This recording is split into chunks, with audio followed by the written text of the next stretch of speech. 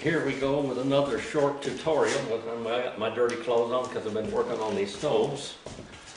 And let's see if I can get this thing to go upwards a little bit.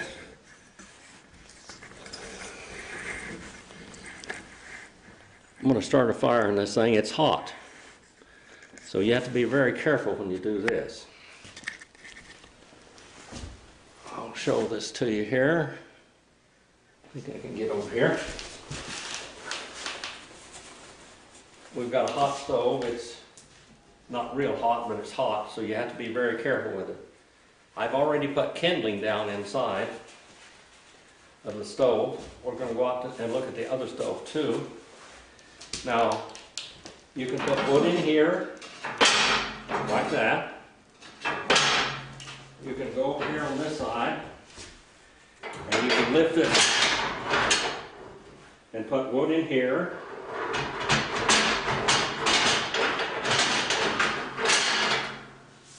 You have to make sure that your damper is open, and the damper here, I told you that on the President stove they have a two setting damper. I've got it all the way open now, and I have my little matchbook. I'll show that to you if it'll show that to you up there. There's a little, this is an old type thing where you put your matches there, and they're strike anywhere matches. Put it back over here on the stove now.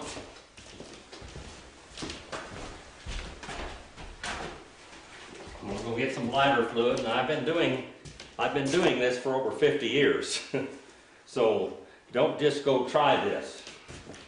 This here will get the fire started real good, but you got to get a flame in there because you don't want it to go poof on you and blow all the caps off the stove. And I thought that I had some paper here someplace, but it isn't. So I'll just use a few matches here to get a flame started down inside. And I always strike it inside when you strike a match. Strike not on top of the surface, but inside here, so you don't scar your beautiful stove top.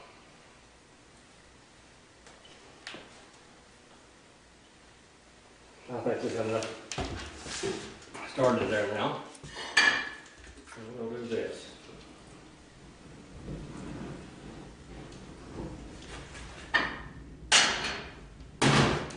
Now, like I said, don't do this at home like they do in the movies. But I've been doing it for a long time. I had blown the top off these caps a few times. You have to get flames inside of there before you do this. So just remember that. Now, we've got all the dampers open. The flame is going in the right direction. This little fan here, when it heats up enough, it'll start blowing the air, and you can buy them online or whatever. And down here on the side of the stove is your intake. And so we're going to open this intake just a little bit, not a whole lot.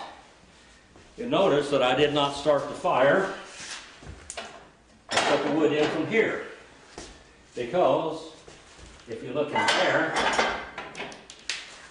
there's a fire block inside of that. You're not going to put a piece of wood in there. If you don't have the fire block inside there, you've got your fire hose there, and there's that.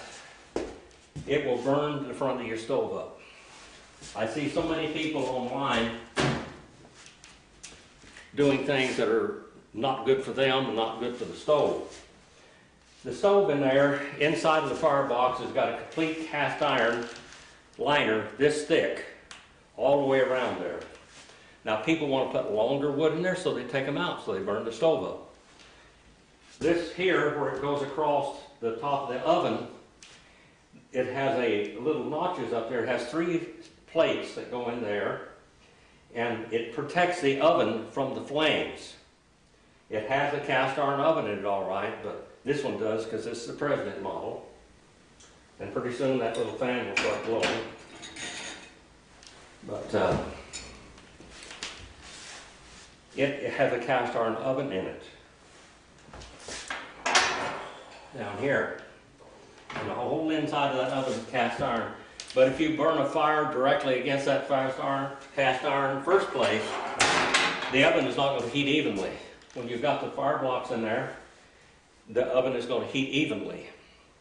And it'll be an ambient oven. In other words, your food will cook. You don't have to go turn it all the time.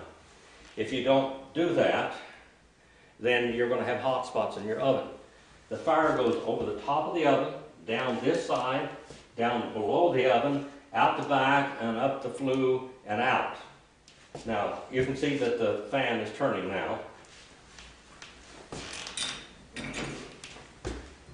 The flames are still going inside. The fire has started. You can see that. Like I said, you can put wood in there like that by taking the flame cap off or the burner off, whatever you want to call it. You can open this up and throw a piece of wood in there, as long as it'll go through there. And that'll slide out this way also. And then you've got your intake. Now let's take a little walk outside. We've got this one. Down below there is a door. Now you use this device here to scrape the ashes and soot out of the bottom of the stove. And you go through that door comes open, and it just comes off of there, and you scrape this from that way and that way. It's got a partition in there that makes the fire go around the oven evenly. If you have the right amount of fire blocks in there, I see people using even President stoves and using them without fire blocks in them. The cast iron ones that come with them. Now, the Tomahawk factory in Rice Lake, Wisconsin, if you can get a set of fire blocks that go in this stove, you can send them back there and they will cast them and make them. It's expensive, especially from the West Coast, to do that. But if you're in the East Coast or in the Midwest, you're much closer. Well, you clean that out with that. You've got pokers. You've got, here's real old. This stuff here is really old. This here was blacksmith, along with this one here. These are all types of pokers and things that go along with this. Now, when you get this stove kind of hot, you'll reach down here on the President model, and you'll take one notch. And one notch half closes that damper in the stove, which is right back there. And that'll put heat on top of the stove. Now, if you want to heat the whole oven up and get the whole stove hot, you flip it over all the way forward, and it closes that, and now the heat is going to go all the way around the oven, down the oven, on the other side, underneath, and out the back. And a cast iron, if you've got your fire blocks in there, the oven will heat just like a convection oven. Matter of fact, it's going to have to take a real good convection oven to cook like one of these. Now, if you can't get the fire blocks, the cast iron ones that go with the stove, you could go on, I think I need to open this up a little bit. It's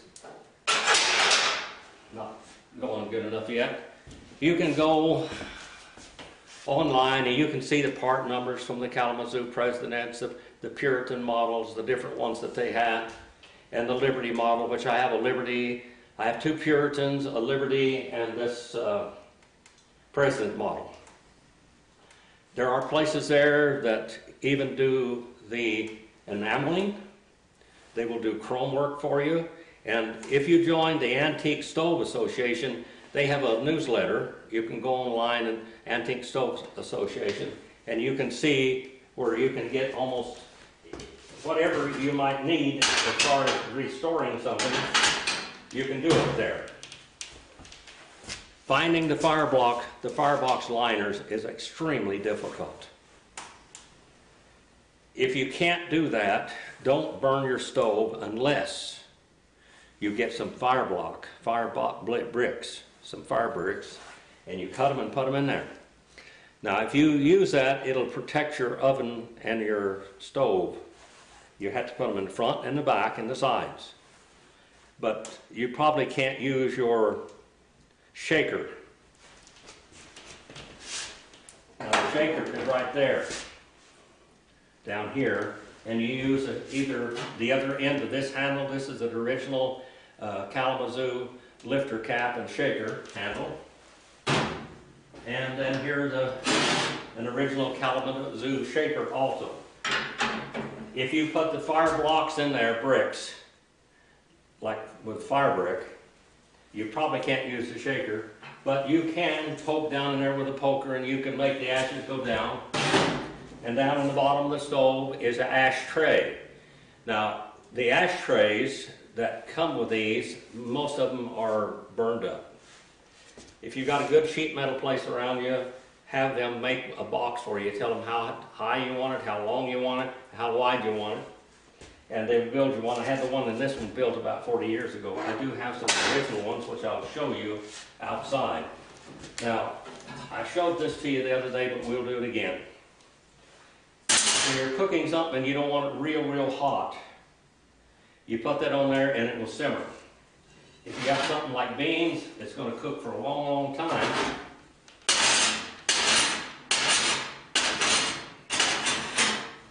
This goes here, it hooks in one of these little things that sits still there, and you can put the beans on there, not going to burn.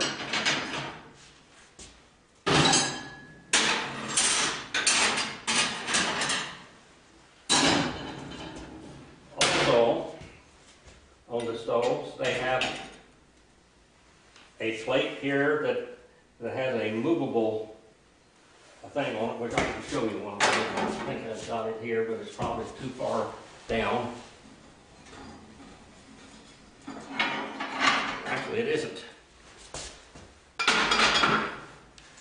There's one. This moves around and it picks it up, and it goes up. Now that comes with the Kalamazoo stove also. Your water will still boil or whatever you want to, but not as much. That's what it looks like. This is a separate piece to it.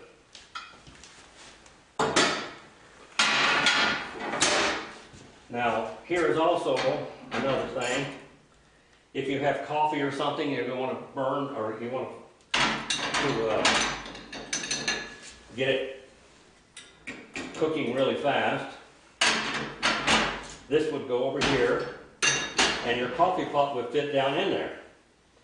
Some coffee pots in the old days, and even kettles and things, fit right down in one of these stoves. So that's some of the different things that you use with them. And remember, don't use your stove without firebox liners in it. If you do, unless it's a solid cast iron stove from 1900 or 1800s, some of those, they didn't have the liners in them. Later on they did because the stove was burned up. And so if the stove was burned up, then you had to buy another stove. So we're going to go outside now. And hopefully I won't shock this camera. We're going to go outside and around the house. It's dark outside pretty much right now. So you're going to be in the dark. Some of you that are wanting an update, this will give you a little bit of update. There goes Coley, our cat. He's always got to show off. And that's looking back at the house and the wood-burning cook stove kitchen. And that's how long it is. It's 52 feet, I think. We're going to go around the back side here.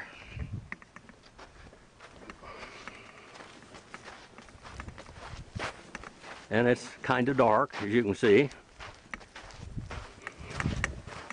There's a shop saw there that I use to cut the wood off where it's, and that's my splitting chopping block there, and that's the little patio on deck on the back side of the house, and that's looking in the house, back toward the stove.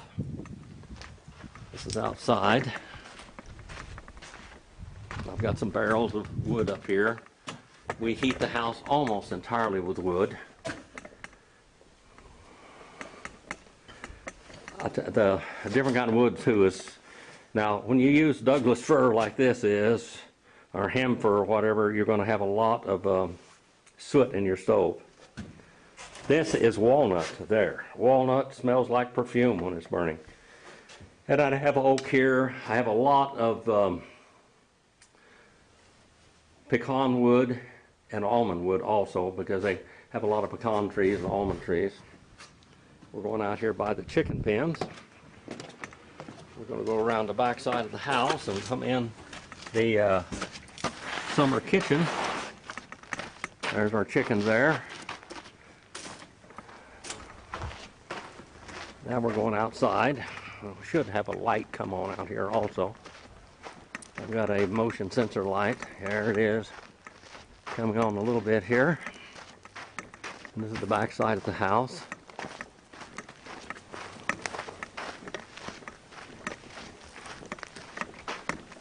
We're going to the guest room and the screened-in summer kitchen and the patio, where the barbecue pit and the wood-burning cook stove is out here. The last time I showed this stove to you online, it was all apart. And now it's together. Except I took it apart again so I could show you some things about it. Okay, here we are. See if we can get this thing lined up a little bit, somewhat straight, possibly, maybe. There it is. I'll get over here closer to the stove so you can see down inside the stove. Hopefully. Now that might do it. Now, I've taken the two plates off. A lot of people, the griddle goes there. There are two plates with burners or plate caps on top of them that go here. And the other day when I put this together, I put the firebox liner. Now if you look down there, that firebox is completely lined with cast iron liners. All the way front, back, and sides. You need to have them. If you can't get any at all, then put fire bricks in there. And the stove is not going to heat as well. Now we're going to look over here also. Hopefully I can see. You can see this. Here is cast iron. This stove is a Puritan model. Inside of it, it has a little oven in there. The oven is heavy sheet metal. And it's got granite, what they call granite. It's porcelain, blue porcelain with spots on it. Now right here, a lot of stoves don't have this in them because they've been burned up. From here all the way down inside of the firebox, there is cast iron. But that's not enough. As you can see here now, here's the post. That's what keeps your top of the stove from sagging. And these interlock with each other. And I'll show you how it goes together. They interlock with each other. Now, if your stove, you buy one of these old stoves and it doesn't have this cast iron here, put a piece of steel or something in there, but steel expands. Cast iron expands very little. Now, this goes on here, just like that. This goes on here, like that. And then you put this one here. I've seen them that some people replace them with two like this, where they had, you could take all of it apart. Now, we'll put this back together. See if you can see this.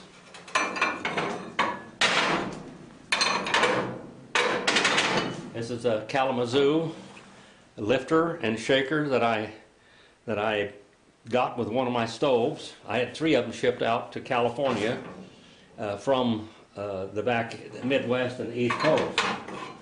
Now this here is a brand new plate cap. I sent a plate cap back to Tomahawk Foundry, and they cast 2 of them. That's one, and here's another one. Now, if you look at this one, this is a lot more grainy.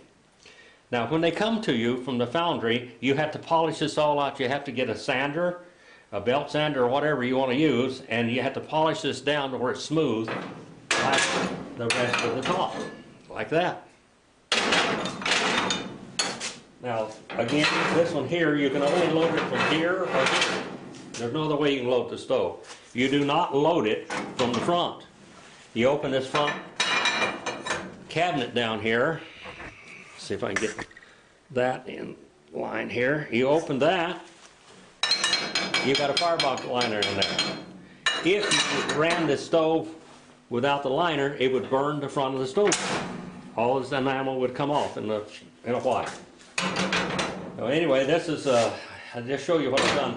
I've had a lot of these firebox liners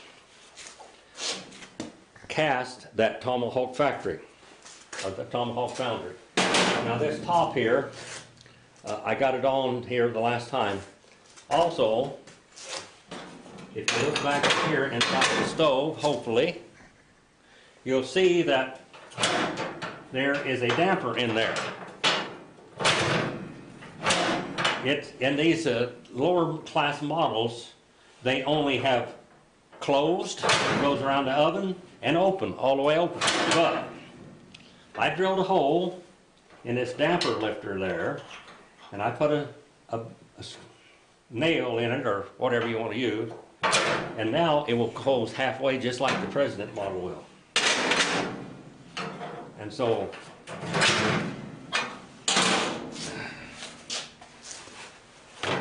this stove, as I told you before, you can see the original grind marks on it when they were grinding it to fit. They would take the whole top of the stove, put all the parts together, and then grind it with a grinder all the way back and forth, back and forth, back and forth. And you can still, this stove was so used so little. I got this stove from a guy that was a member of the Antique Stove Association.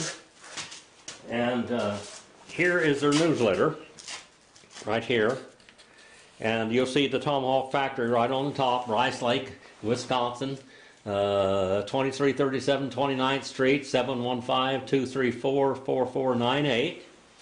And then on the back you'll see all kinds of services that they offer, that members of this organization, from stovepipe to whatever. It tells you also how to weld cast iron.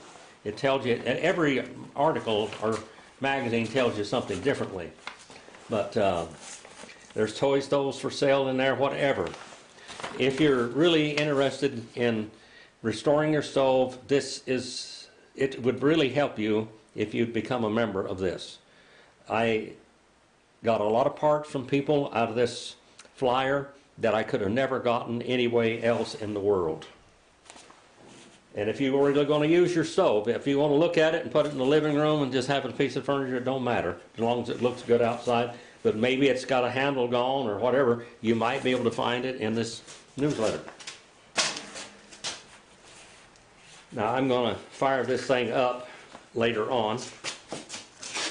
And you saw me start the fire in the President model. But I hope this has helped you some, because I've been doing this all my life. My family were very poor. They were Indians from Oklahoma. They came to California to be mistaken for white Okies, and so they could own land, because wherever they had in Oklahoma, they lost it somehow or another. Somebody got it. But anyway, they came to California, and we were poor. We lived in a little dirt floor shack, and we had just a airtight stove.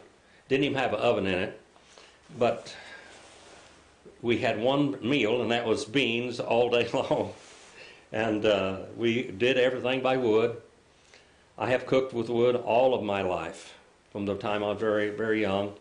The only thing we could do is cook on top of that. I learned how to fry eggs and bacon and things probably before I was 2 years old. And I've been cooking on stoves and for, working on 77 years. So I've done this a lot. I've rebuilt stoves. I have 6 stoves right now. And I treasure them. I offered this stove up for sale a while back, and I didn't want to sell it, and I didn't sell it because nobody could come up with enough money. I ordered one online that was online, that was a Puritan model like this. My wife gave $4,500 for it. It wasn't all there. I had to buy this stove to get the parts to put that stove together. I used these the firebox liners, sent them back to the Tomahawk factory. They made those. They had to make the doors in here on the front of the stove. They had to make these doors. There's one down there that's handmade right now. I have the other one down in California, but this one fits so well I just left it on there. It has a an ashtray in there that's original. I'll show you right now. It's got a few ashes in it even, and a little handle on it and everything. Most of these, if you get done today, they will make them out of galvanized sheet metal. The galvanized is not really good for you, but down in the bottom here it's not going to get too hot, but just remember that.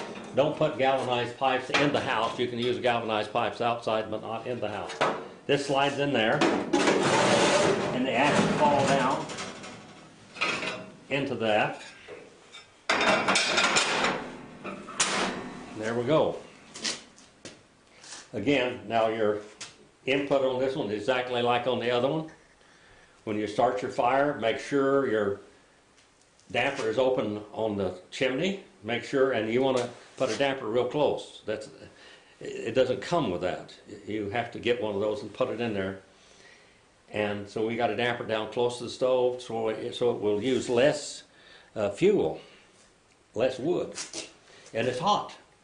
And you can close that damper down once you get a good fire going here, and then you pull that up all the way if you want to cook something in the oven, and you adjust this over here. A lot of times you don't even have to open this intake because you get enough airflow through little cracks and stuff in the stove, and it'll burn really well. If you want to build a real hot fire, use a little bitty wood, little kindling in it, and get it going and get it hot. And then you can just shove a piece of that every now and then in that door right there. You don't have to open that. You don't have to open in front of this because you're not going to get in there anyway, because it's got a firebox liner in it. So here's some of my kindling down here. I need to split some of it up. It's bigger pieces there, but that Douglas fir makes real good kindling. We've been building here a lot, so I've got plenty of it. And I use the hardwood all the time. The hardwood does not soot the stove up like this does. I hope that I've helped you in your endeavor to cook on a wood-burning cook stove and have one and restore it. Like I said, the Tomahawk factory is a lifeline to cast iron parts. If you had a broken door or something, take the door off, send it back to them. They'll cast the thing. You'll have to clean it up. You might have to get it enameled if you want to do that. There are parts available. There were a lot of Kalamazoo stoves made. There are all kinds of stoves. Glenwood, I had a Glenwood. I have a Montgomery Ward's. I have a Hot Point. There's all kinds of stoves. They were just making them all over because wood-burning cook stoves, people were cooking in their fireplaces before that. And they had a hanger down there where a pot, it was in the fireplace and everything. But the wood-burning cook stoves, especially in the 1900s and the 20th century, was so advanced beyond a fireplace that it just no comparison. And they heated the whole house. You can get a wood stove or a pellet stove or something, and it'll heat your house pretty good. But if you get yourself a wood-burning cook stove, you're going to put out a whole lot more heat and use less wood, pretty much. They make a lot of modern ones, the Kitchen Queen, the Princess, all of that. They're good stoves, they're airtight stoves and everything, but they just don't have the beauty of these old stoves. And they do make stoves like this also. I'll show you down here at the bottom. It sets on a separate cast iron stand down below. That stove lifts off of that stand. If you have to take your stove apart to work on it, the whole top comes off. There's screws in there. But when you put them back together, you have to have a fireproof caulking. All of the top of the stove has to be caulked around. And around by over on that side, this stove had all the caulking in it, but it did not have caulking from the what we call the water heater tank and the stove itself. It just went, there was nothing in there. I had to put that in there. If you look closely, when you looked at that piece of cast iron going protecting, that cast iron inside that stove is an absolute necessity to protect your sheet metal. It may be heavy sheet metal, but it's sheet metal oven. And this one hasn't been hurt. And the whole cast iron shelf is there where it goes at a kind of an angle. And it heats, they built these things to cook with. They were the greatest stoves to cook with. Nothing like a wood-burning cook stove. My wife's grandmother would never cook on anything but a wood stove. She died in 1942, but she would not want to cook on anything but a wood stove. She said it just didn't cook as well, and I'm going to tell you something, no stove cooks as well as a wood-burning cook stove. That's just it. They are wonderful. Thank you. Like this on YouTube, and maybe even sermon audio, I don't know whether they watch it very much, but on YouTube we've had great success with people watching our little tutorials on wood stoves. And so I hope this helps you. And remember the Tomahawk Factory and the Antique Stove Association, because those two are a lifeline in repairing and restoring your stove.